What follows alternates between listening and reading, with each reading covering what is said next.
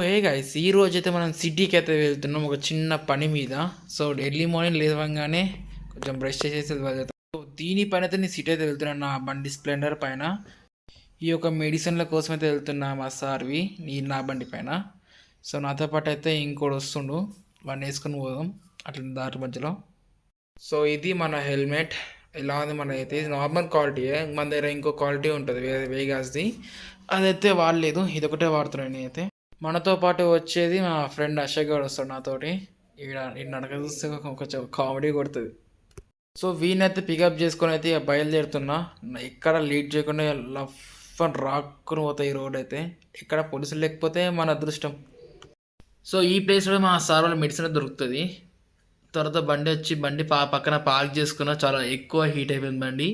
రీసెంట్గానే దాన్ని సర్వీస్ కూడా చేయించాను. ఇక లీడ్ చేయకుండా మెడిసిన్ తీసుకొని బయట ఉన్న ఇంజన్ హీట్ తగ్గలేదని నేను బయటే ఇంజన్ హీట్ తగ్గదా చూద్దాం, జల్దీ తగ్గిందంటే బయలుదేరదాం. సరే మరి ఉంటా, బాయ్.